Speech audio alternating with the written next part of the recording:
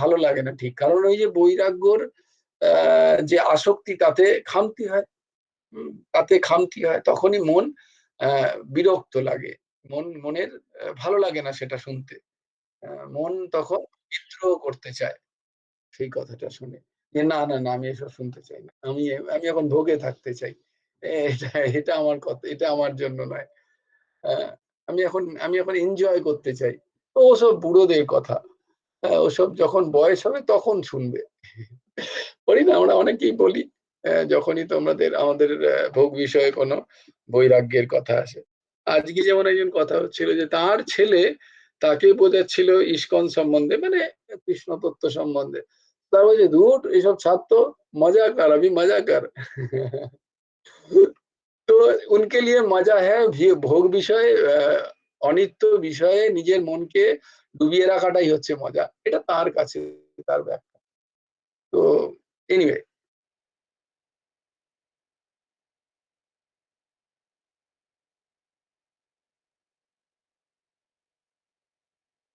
আমাদের ভালো লাগছে বলেই তোমরা এতক্ষণ ধরে বকবক শুনছো আমার।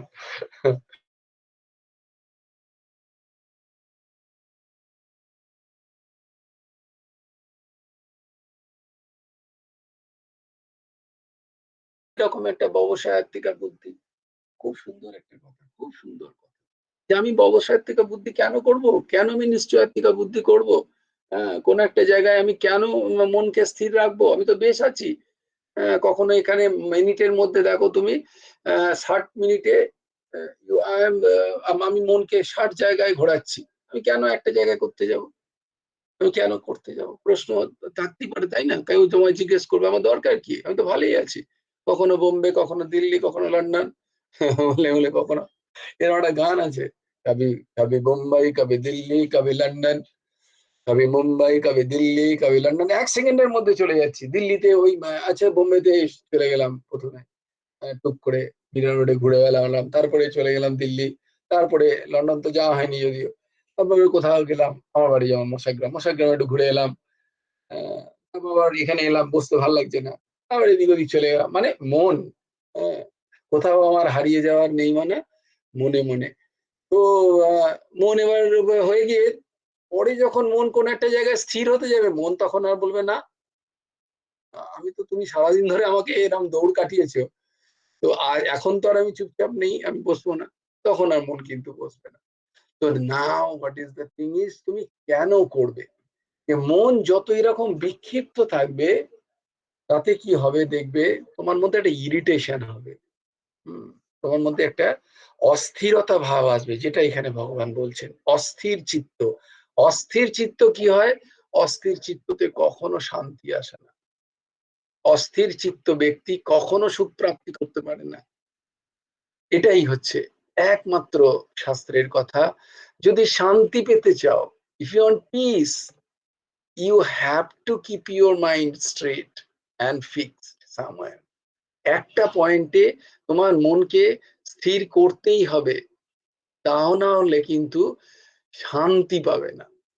তাহলে শাস্ত্র কি বলছে, যদি তুমি পিস চাও, যদি তোমার শান্তি চাই, যেটা তুমি চাওয়ার জন্য ছোটবেলা থেকে সারা জীবন কাটিয়ে দিচ্ছ, অথচ তুমি জানো না কিসের জন্য কাটাচ্ছ, তুমি যে প্রত্যেকটা কাজ করছো, প্রত্যেকটা তুমি লাইফের এক একটা স্টেপস নিচ্ছ, এক একটা যেটাই করছো জীবনে, বেসিক্যালি তোমার কোয়েস্টটা কি, তোমার খোঁজটা কি, হোয়াট ইজ ইউর কোয়েস্ট, তোমার খোঁজটা কি, the piece, just find out. তুমি কিন্তু শান্তি চাও, আমাদের কেন চাও, এবার বলবে আমি কেন শান্তি চাই, ওটাই তোমার প্রবৃত্তি, ওটাই তোমার ধর্ম, অশান্তি তোমার ধর্মই নয়।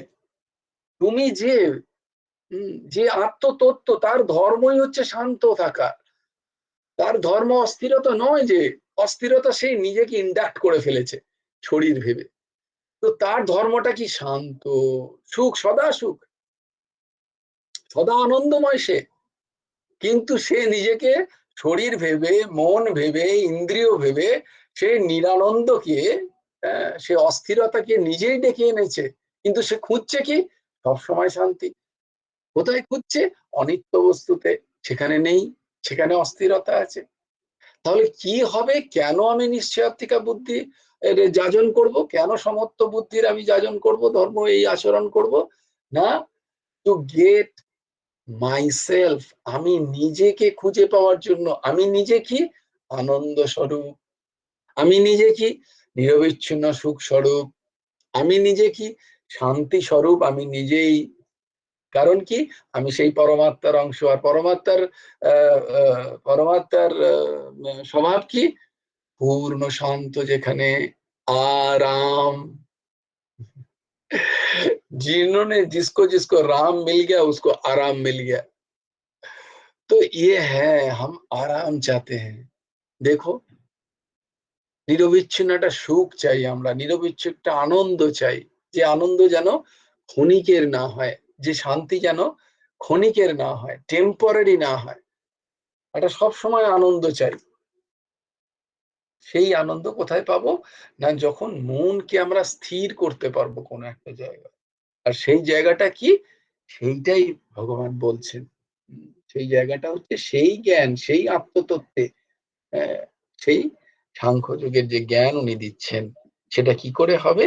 না, ওই কর্মযোগের মাধ্যমে যদি আমি আমার মনকে ভবসাত্ত্বিকা বুদ্ধিতে স্থির করতে পারি।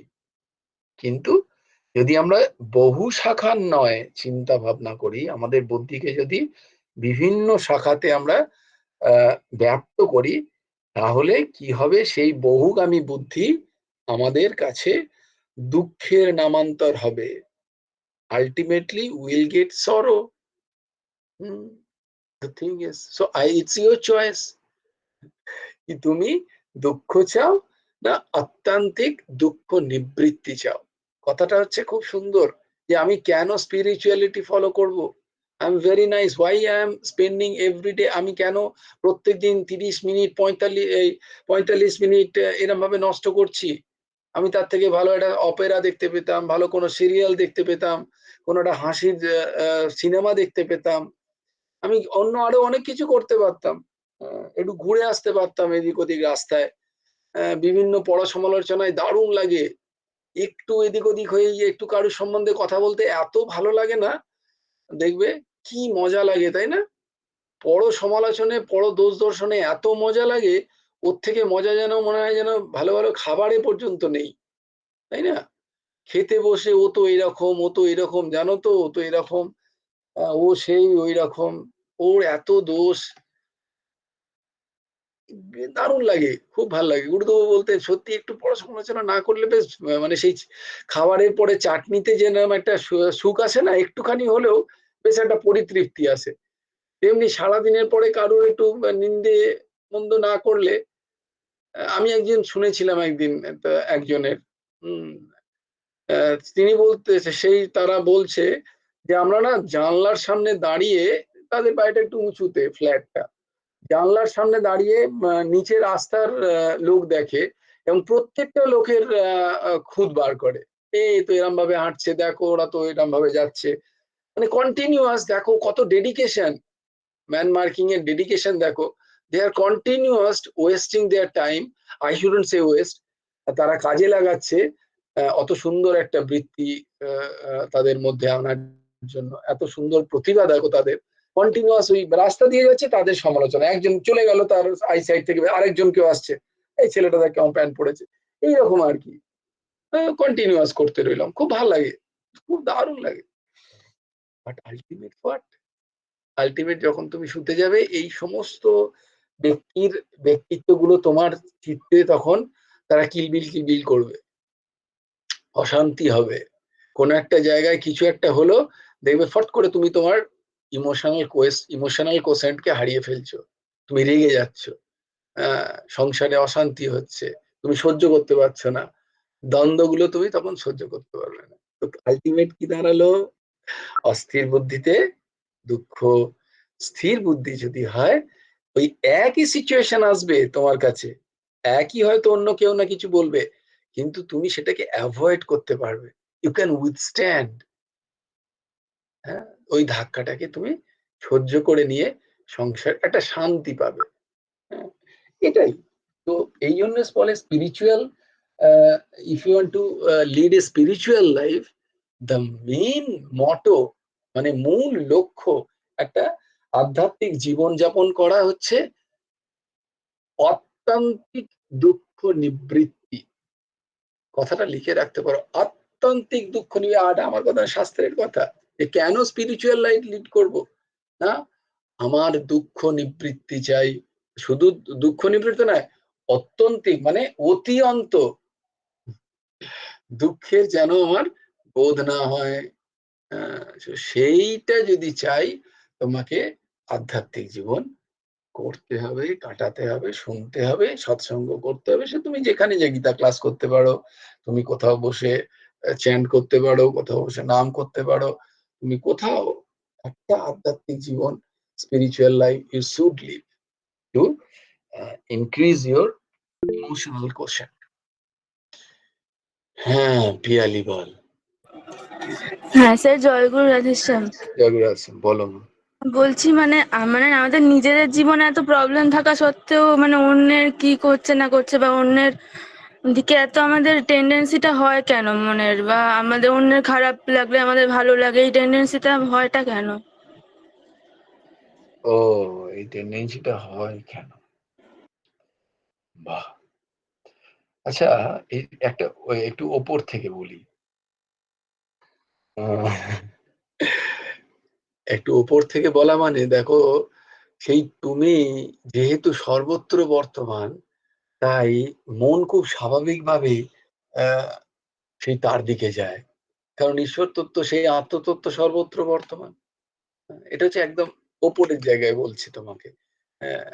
একটু স্পিরিচুয়ালি যখন তুমি প্র্যাকটিস করে হাই যাবে, যে তখন স্বভাবতই আমাদের মন যেখানে চেতন আছে সেই জায়গায় দৌড়য়। এবার প্রশ্ন হচ্ছে, স্বাভাবিকভাবেই মন এমন একটি ইন্দ্রিয়, তোমাদের বলেছিলাম যে সে খুব চঞ্চল, ভীষণ চঞ্চল। এই এতগুলো ইন্দ্রিয়র মধ্যে কতগুলো ইন্দ্রিয়র নাম বলেছি তোমাদের? প্রায় পাঁচটা, 10টা। হ্যাঁ, যদি আসছি কন্যা কুসুম, 11টা যদি ইন্দ্রিয় ধরে নেওয়া হয়, এর মধ্যে সব থেকে চঞ্চল ইন্দ্রিয় হচ্ছে মন। এবার সেই মন কখনো এক জায়গায় বসে থাকতে চায় না। তুমি তাকে নিগ্রহ করে, মানে তাকে এক একটা করে নিজেকে দেখাবে, সে চায় না নিজেকে দেখতে। কারণ সে যখনই নিজেকে দেখতে শুরু করবে, সে তখনই মরতে শুরু করবে।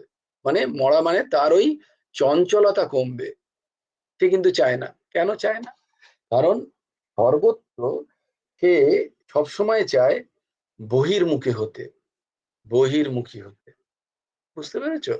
তো মনের একটা স্বাভাবিক ধর্মই হচ্ছে বহির্মুখী হওয়া। এবার বহির্মুখী আমি কি করে হব? না, সঙ্গে সঙ্গে আমি চাই আমার দোষ গুণগুলো আমি কেন দেখব, আমি আগে অপরের গুলো দেখি। এবার নিজের দোষ গুণগুলো দেখলেই তো মন আস্তে আস্তে অন্তর্মুখী হবে। সেটা কিন্তু মন চায় না। মন চায়, ভীষণ চঞ্চল তো, তো সে চায় সবসময় আমি অপরের দেখি, অপরের দেখি। হ্যাঁ, অপরেরটাকে দেখার মধ্যে তার একটা, সে একটা মজা পায়। মজা পায় বেসিক্যালি কি হয়, মজা তো পায় না, যে তোমাকে, যে আত্মতত্ত্বকে, যে জীব তত্ত্বকে সে ফাঁসিয়ে রাখতে চায় সংসারে। এটাই হচ্ছে মায়ার ধর্ম। মায়া কি করে? মায়া মানে হচ্ছে, মায়া মানে হচ্ছে এই যে ত্রিগুণাত্মিক সংসার দেখছো তো, সত্য রজ তম গুণ। এই তমগুণ কাজ করে কার মধ্যে? মনকে আশ্রয় করে। বুঝতে পেরেছো? খুব ভালো করে বোঝো। সৃষ্টি হচ্ছে তমগুণাত্মিক, সত্য রজ এবং তম গুণ। গুণ বলে, গুণ, গুণ বিভাগ। এই গুণ বিভাগকে ইন্দ্রিয় ভোগ করে কার দ্বারা জানো? মন দ্বারা। মন হচ্ছে মিডিয়াম। তোমাদের বলেছিলাম যে ওই যে লাগাম, সারথীকে, যদি সারথি জীব, জীবতত্ত্ব হয়, তাহলে মন কি? লাগাম। ইন্দ্রিয়গ্রাম কি? অশ্বগুলো হচ্ছে ইন্দ্রিয়। সে খেলছে কোথায়? শব্দ, রূপ, রস, গন্ধ, স্পর্শ। এইটাই হচ্ছে সংসার, তাই না? পঞ্চ তন্মাত্র বলা হয় এদেরকে, শব্দ, রূপ, রস, গন্ধ, স্পর্শ। এইটা দিয়েই তুমি সংসারকে ভোগ করছো। কে ভোগ করছে? ইন্দ্রিয়। কার থ্রু দিয়ে? মন মাঝখানে আছে লাগাম, মন হচ্ছে প্ল্যাটফর্ম, ভোগ কি করছে আলটিমেটলি জীব ভেবে নিচ্ছে আমি মন, কারণ মন আর জীব বা জীবাত খুব কাছাকাছি, বোঝাতে পারছি? তো এইটাই হচ্ছে মায়ার ধর্ম, কারণ মায়া তোমাকে ফাঁসাতে চায়। তো this is the reason. One reason হচ্ছে খুব টপ লেভেলে, সেটা হচ্ছে স্বাভাবিকভাবেই যায় যখন যেখানে চেতনা, যে কারণ তুমিও চেতন তত্ত্ব, তাই আর এক চেতন তত্ত্বকে তুমি আকর্ষণ করো, একটা তত্ত্ব, এটা খুব উপরের তথ্য। এবার যখন নিচে এলাম, আমাদের যখন এখন স্থিতি, সেটা হচ্ছে ওইটা, যে চারিদিকে এত মায়া, যে মন সেই মায়াকে কাটিয়ে, হ্যাঁ, বা অবিদ্যাকে কাটিয়ে সে অন্তর্মুখী হতে পারে, তার সবসময় বহির্মুখী বৃত্তি থাকে। তাই জন্য অর্জুন এক জায়গায় বলছেন যে, আমরা আসবো, গীতাতেই আছে সেই শ্লোক, যে হে শ্রীকৃষ্ণ, হে সখা, তুমি বলছো যে মনকে নিগ্রহ করো, মনকে নিগ্রহ কি করে করব? এই মন প্রমথ প্রমথ বলবৎ দৃঢ়ম, এই মন এত বলবান যে একে নিগ্রহ করা বায়ুরব সুদুষ্কৃতম, মানে বায়ুর থেকেও, বায়ুকেও নিগ্রহ করা যায়, মানে বায়ুকেও এক জায়গায় কনফাইন করা যায়, একটা জায়গায় রেখে যায়, কিন্তু মনকে রাখা যায় না। কেন? মানে মনের স্বভাবই এরকম, বাঁদরের মতো লাফানো। তো তার ওই লাফানোটিকে বন্ধ করলেই মন শান্ত, মন শান্তি খুঁজে পাবে। কারণ শান্তি আর কোথাও বাইরে নেই, শান্তি সুখ আনন্দ সব তোমার ভেতরেই। খালি করতে কি হবে না, তোমাদের একদিন উদাহরণ দিয়েছিলাম, শান্তনু জিজ্ঞেস করেছিল যে কেন করব না, ওই যে মনে যতক্ষণ ঢিল পড়ছে, জলে যতক্ষণ ঢেউ আছে, ততক্ষণ স্বচ্ছ জল, ভেতরে যে আনন্দ স্বরূপ প্রস্ফুটিত পদ্ম তোমারই ভেতরে, আত্মতত্ত্ব বর্তমান, তাকে তুমি দেখতে পাচ্ছ না। তো এই জন্য হয় মায়ার বা অবিদ্যার কারণে। বুঝতে পারলাম পিয়ালিমা? হ্যাঁ, বুঝেছি। বেশ বেশ। আজকে অনেকে আবার নতুন, ও নিক এসছিস, তুই তো কিছুই বুঝতে পারলি না আজকে আর।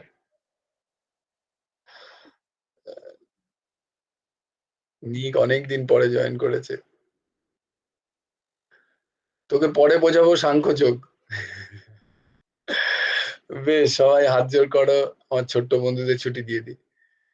সার্থক, ও সার্থক, সার্থক ছিল না, কোথায় গেল সুস্মিতা? না, হাত জোড় করো। রাধে শ্যাম, রাধে শ্যাম, শ্যাম শ্যাম, রাধে রাধে, রাধে কৃষ্ণ, রাধে কৃষ্ণ, কৃষ্ণ কৃষ্ণ, রাধে রাধে, জয় গুরু রাধে শ্যাম, জয় জয় পরমংশ ঠাকুর শ্রী শ্রী মন্তদেব জিউর জয়, জয় গুরু রাধে শ্যাম, আপন আপন গুরু ভগবানের জয়।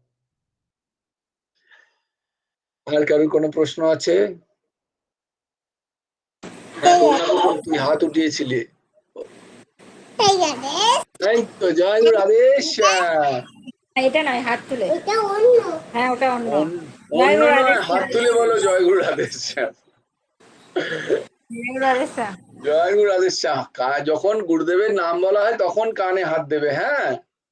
ওই যে আমরা বলি পরমংশ ও ঠাকুর শ্রী শ্রী। ও বুঝতে পারে না ওটা দিয়ে, ওই জন্য বলি ও অন্য, ওটা তো আর বুঝতে পারে না ও। বুঝতে পারি, বুঝতে পারি, so cute, very nice, very nice, খুব সুন্দর। বেশ, আর কারোর কোনো প্রশ্ন আছে? Any questions? আমরা কালকেও, হ্যাঁ কালকেও ক্লাস হবে। কালকে আমরা 42, 43, 44-এ যাবো, কারণ এগুলো খানিকটা কর্মকাণ্ড নিয়ে তার ব্যাখ্যা, যদিও ওর মধ্যে ব্যাখ্যার কিছু নেই। আমরা কালকে এই 3টে শ্লোক একসাথে দেখার চেষ্টা করব। বেশ, কারোর কোনো প্রশ্ন নেই যখন, তাহলে আজকে এখানেই শান্ত হোক। সবাই ভালো থেকো, সুস্থ থেকো, কিপ স্মাইলিং। কালকে আবার দেখা হবে।